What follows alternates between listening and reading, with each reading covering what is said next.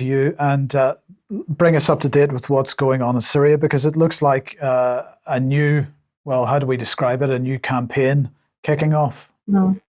Yes, entirely a new campaign of destabilization. We've been talking very much about the north and the northeast, although we have drawn attention to Al-Tanf, the US illegal military base, one of the biggest, which is circled there on the borders with Jordan and Iraq. But today I'm going to talk about a new campaign concocted by British, French, American intelligence agencies to destabilize the south. The star there is the governorate of Sweida. Sweida is majority Druze population. Druze are an Abrahamic, monotheistic, ethnic religion that are in Syria, Israel, and Lebanon predominantly. And the largest population, I think, figures between 600,000 to 800,000 in Syria. The religion itself is not Islam-based. It's based on Christianity, Buddhism, Hinduism, Ishmaelism, and various other faiths and religions. But what we're seeing, and this, I just wanted to draw people's attention to this because I'm aware that a lot of people have not been following the Syria situation from the beginning. But in 2018, I covered an ISIS massacre, which was one of the worst during the 12 years of war against Syria in Sweida, in the eastern villages particularly, but in Sweida city itself, hundreds of civilians killed, majority women and children, by ISIS under the protection of the US military base at Al-Tanf. So that makes the following information even more unusual. So first of all, this is according to information that has been put out by leading media figures in Syria, based, I'm guessing, on Syrian intelligence information. And so I'm going to go through it. I've taken out the most important points, so not all of the points are included. So first of all, the claim is that there were meetings in Paris between French and British intelligence between May and July, and the head of the so-called Syrian Brigade Party, effectively a derivative of the Free Syrian Army, the original moderate so-called rebels inside Syria, based in the south. It is believed that Qatari funding, of course, Qatar refused to normalize with President Assad and Syria during the recent normalization with Saudi Arabia, UAE, etc. So they're funding this new movement with 30 million to move against the Syrian state. 200,000 apparently has already been given to the leadership of the brigade and the movement for autonomy in Sweida to provide water tanks, medical assistance, etc., to compensate for the Syrian government inability to provide all essential services due to many factions or many reasons, but of course predominantly to the sanctions that have been in place since the beginning of the war and have increased incrementally, to increase sectarian discourse and calls for autonomy. So in other words, a new federalist project, very similar to the Kurdish project in the northeast, also backed by the US, UK, and predominantly Israel, to establish border crossings for humanitarian aid, ostensibly. In fact, to import militants and weapons from Jordan that have been prepared prior to this new project. 16,000 Druze trainees at the Al-Tanf base, which we've talked about. 3,500 are ready and prepared to replace state security forces. So again, we see this style of shadow state manufacture. 7,500 terrorists that we've talked about on this program before from the Turkey-occupied territory in the north will, after training in Al-Tanf, will be deployed to the border with Jordan to control the crossings, just as Al-Qaeda or HTS control the crossings between Turkey and Idlib. Then, of course, there will be moves to achieve international recognition of the federalist movement from France, the UK, and the US, and to ask for international protection, which may well include a no-fly zone. French, UK, US intelligence will provide communication networks, logistics, surveillance technology, joint operations room for the movement to be established on the border with Jordan. So let's have a look at what's actually happening, and let's see if this horrible prophecy is being fulfilled. Unfortunately, it appears that it is. These are recent protests in Sweida city itself. You'll note the circle around balaclavaed armed militants. They could be from anywhere. The likelihood is that they are, if they are not Druze themselves, they will be, of course, the militants that were brought down from the north, or other Free Syrian Army derivatives that have been trained also in Al-Tanf, calling for autonomy. So we don't see here the Syrian flag. All these images that I'm going to show you, you will not see the Syrian national flag. So here is a call from autonomy. So already the prophecy, as I said, is being fulfilled. Moving on. This is a blog that's writing up the protests in Sweida itself. And of course, Sweida and Dara'a. Dara'a, of course, was the start of the Western orchestrated so-called revolution in 2011. And it's very close to Sweida. It's on the border also with Jordan, very close to Israel also. This blog is talking about negotiations between President Assad and the Druze in southern Syria have failed. Demonstrations expected tomorrow, I believe that's today, but let's have a look at this blog. So here it's saying that the anti-Assad sentiments are being shown not only within Sweida and Dara'a districts, but also beyond. So we'll come back to that. But clearly what they're trying to do here is to incite protests throughout Syria. Then moving on. So this is a blog written by something called the Abu Ali Express. But if you look where I've circled, you will see an Israeli flag. And of course, Israel has a huge investment in this movement of federalism. It has been backing, for example, the Men of Dignity movement, which was established in 2013 under the control of Walid Jumblat in Lebanon amongst the Lebanese Druze. And so therefore, Israel has a real vested interest in control of these southern districts of Syria. So here again, this is Megaphone News. The Syrian city of Sweida witnessed the largest anti-Assad protests since strikes and demonstrations. So we mentioned that they would be calling for strikes, that they would be cutting off services. I think that bit was actually missed off the bottom of the slide. But here we have a media channel, Sweida 24, reported that activists confirmed that the internet connection was weak. But here we have them also closing roads to prevent Russian forces from coming into the city after learning that the latter might come to bring food aid. So they're clearly trying to paralyze the governor in order for the various members of the movement to appear as the saviors providing the essential resources for the people. The electricity also was cut off yesterday to the whole governorate and to parts of Dara'a. So this is an activist actually in Dara'a. So for the fifth consecutive day, we continue until the regime falls and Nazi Russia is expelled from our land. Glory to Great Syria. Well, interesting that Nazi Russia, that terminology is employed there, but we'll see why shortly if we move on. So this is a video of the actual Sweida protests, I think a couple of days ago, produced by the Sweida 24 media channel. Just roll that. شباب كلنا بتعرفوا شو النظام، شو عم يشتغل النظام بالمحافظة. الكل بيعرف شو النظام، شو عم يشتغل. بده يعمل فتة بين الطائف والعرب.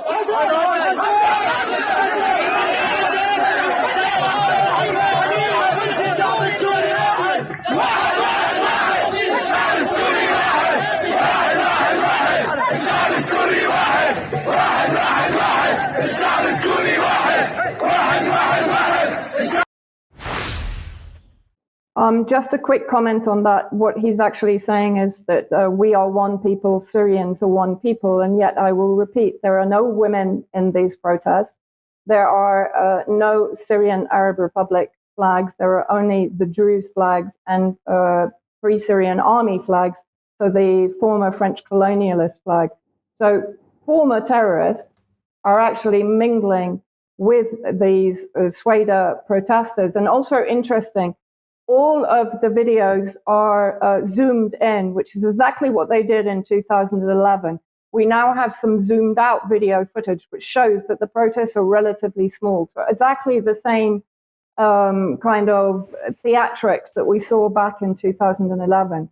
But the main channel that is producing information at the moment is this one, Sweida 24, based in Sweida itself. Let's have a look at who they are. You will remember that I did a report on the BBC Captagon documentary where it's claiming that President Assad personally and his family is creating a narco state in Syria. That was also collaborated on by various media channels in Syria, including Sweida 24. And let's see, of course, the opposition are now picking up from that BBC documentary, claiming that Assad has turned Syria into a narco state, becoming Pablo Escobar of the Middle East through Captagon. So clearly the BBC rushed through that documentary in preparation, one can assume, for this movement. So here we have an article. I just want to show how this works. So you have Sweida media on the ground, citizen journalists and so on, just like in 2011, producing the images and the narratives, picked up by AP, Associated Press, and Reuters. Residents in southern Syria raid ruling party offices, block road as protests over economy intensify. And then let's see who then picks it up. So Times of Israel picks up exactly the same story from AP, and Sweida 24 provided the photos and the story. So very familiar pattern here. Ronan Al-Tainan was a very prominent Western activist for regime change inside Syria. I've had many arguments with him. But let's have a look at who he is tagging in this tweet. BBC Breaking, Sky News Break, Martin Chuloff of The Guardian, Peter Tatchell, Bianca Jagger, Clarissa Ward of CNN. And of course, he's basically taking the narratives back to 2011 and the alleged peaceful protests. Then moving on, here you have, he's called Free Syrian Army Soldier. He's talking and he shows a video of the burning of President Assad's picture in Sweida itself. But if you look on the right, I've circled there, one, he supports Ronan Tainan's project trying to criminalize President Assad. But he is, of course, Slava Ukraini. He's a supporter of Ukraine. So this shows quite clearly how this movement is tying into US operations, not only inside Syria. Here you have Haid, Senior Consulting Associate Fellow for Chatham House. And he's claiming that following demonstrations in Dara'a, Sweida, and briefly in Jaramana, I think that is, protests have now broken out in Aleppo, specifically in Al-Fidus, Al-Sukri, and Salah al-Din. This is an outright lie. I have had evidence from friends of mine in Aleppo that no such demonstrations are taking place. We know that videos of protests against Giuliani on the Turkish border have been used to try and portray protests in central Syria. I do have to say that the majority of people in Syria, despite suffering severe economic hardship because of the sanctions, because of 12 years war, are quite well aware of what is going on and are pushing back hard against this recent attempt to basically divide them along sectarian lines. But let's have a look at what the various EU allies are talking about. So the UK, the Syrian regime and its allies continue to profit whilst the Syrian people in the region suffer the consequences. UK statement at the Security Council. Again, he takes it back to Resolution 2254, political interference in Syrian affairs, and he reiterates the same narratives from 2011. Moving on, we also have the German special envoy to Syria, also drawing attention to Resolution 2254 and the fact that there should be a transitional governance. In other words, we're back to regime change narratives, although a little softer perhaps than 2011, but profiting from the movement and the protests in southern Syria.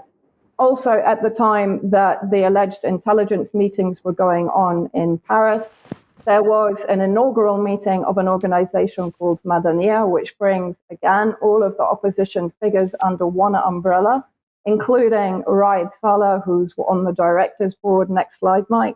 Raid Saleh is the leader of the White Helmets, so we see them re-emerge once more within this organization that, as I said, had its inauguration just as the plans were being put in motion for this new southern movement. And then look who's behind Madaniya, none other than Ayman Asfari, funder of hundreds of thousands to the Tory government from Cameron through to May. I don't have any recent figures on him, but also instrumental. He's a British Syrian, a British resident Syrian oil baron, the CEO of Petrofac. He had oil interests in Syria. And here he is basically setting up this so-called opposition umbrella organization in Paris in June, just as these plans were being finalized.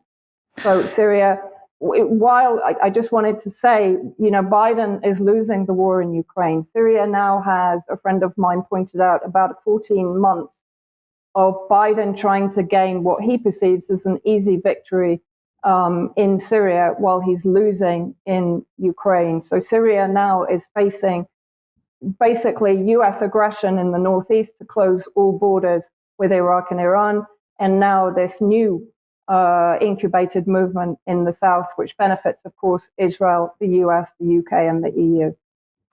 I mean, I think that my first thought on this, and maybe this is overly harsh, but it's maybe a little disappointing that Syrian people on the ground don't recognize the same pattern coming along again. Is that unfair? It's not unfair. The thing is that those that are protesting and that are taking part in this movement are, I would still say and hope, the minority in Sweida. Of course, the fear is that that minority has the backing of both Al-Tanf US military base, of Israel, and of the terrorist militants that are not inconsiderate in number, that are moved down to that region. And the majority that may be with the Syrian state and understand what is going on are now at risk of assassination, liquidation, kidnapping, etc. So it's a complex situation, Mike. I would say that the majority of the Syrian people in what I call kind of central Syria are very aware of the situation and are definitely pushing back against it. But, the West is an expert at exploiting sectarian differences and hardship that they've imposed upon these people. Yes. Okay. Thank you very much. Any more to be discussed, but we could do that in extra time, Vanessa. Absolutely. Okay. Yeah.